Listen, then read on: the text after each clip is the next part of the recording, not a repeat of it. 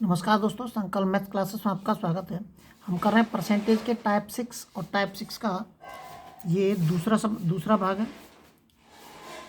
दो संख्याओं का अंतर उनके योग का 15% है तो बड़ी संख्या तथा छोटी संख्या में अनुपात क्या होगा। हम कोई सी भी दो संख्या मान लेते हैं और उन दो संख्याओं का अंतर का मतलब होता है घटाना और योग का मतलब होता है जोड़ना। तो कोई सी भी अगर मैं दो संख्या लूँगा तो उन दोनों संख्याओं को घटाऊंगा आपस में, ये मैंने घटा ली और कह रहा है उनके योग का 15% है। तो ये जो अंतर दे रखा है ये बराबर है इन दोनों के योग का 15%। ये सवाल कह रहा है। अब इसकी हमें केवल कैलकुलेशन करनी है।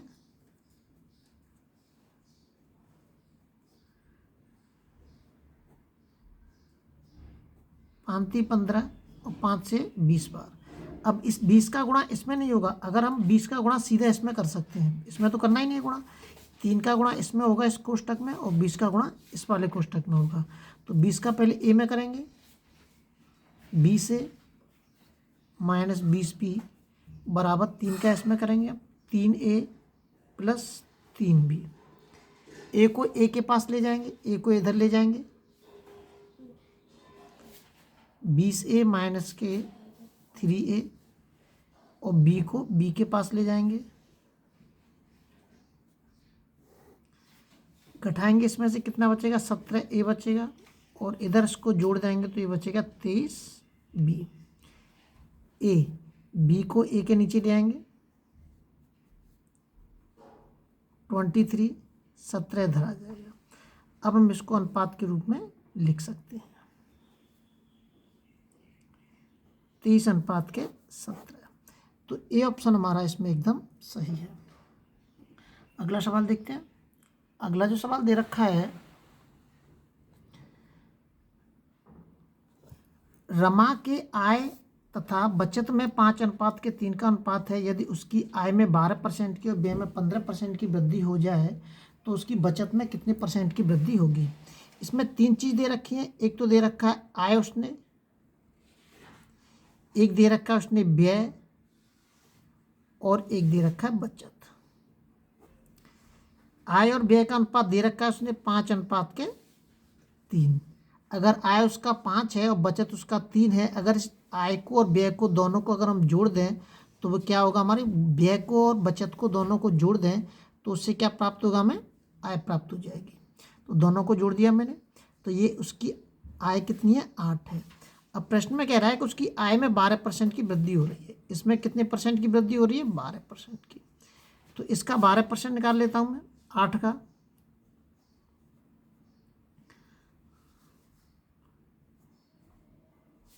12 अट्ठे 96, 2 जीरो हो जाएंगे, 0.96। कैलकुलेशन करना जानते होंगे आप। 12 अट्ठे 96, 96 बट्टे 2 जीरो आएंगे, जीरो की जगह मैंने 2 अंक के बाद पॉइंट लगा दिया। तो ये हो जाएगा 0.96 की वृद्धि हो रही है। तो 0.96 को मैं इसमें जोड़ दूंगा तो ये हो जाएगा 8.96। आगे कह रहा है व्यय में 15% की वृद्धि हो रही है। इसके व्यय में कितने परसेंट की वृद्धि हो रही है, 15% की वृद्धि हो रही है। तो 5 का 15% निकालेंगे हम, 15/100। ये कितना हो जाएगा, 75/100। और 2 जीरो की जगह मैं 2 अंक के बाद ऊपर पॉइंट लगा सकता हूँ। तो ये आ जाएगा 5.75। आगे कह रहा है वो तो उसकी बचत में कितने परसेंट की वृद्धि हुई। यहाँ पर उसकी बचत 3 है। अब ये पता करना है कि यहाँ पर उसकी बचत में वृद्धि हुई है या नहीं हुई है। तो कैसे पता करेंगे, हम उसके आय में से उसके व्यय को घटा देंगे। उसका आय दे रखा है 8.96 और व्यय दे रखा है उसका 5.75। इसमें से घटा दीजिए, 1 2 3। तो उसका जो बचत है वो कितना हो गया, 3.21।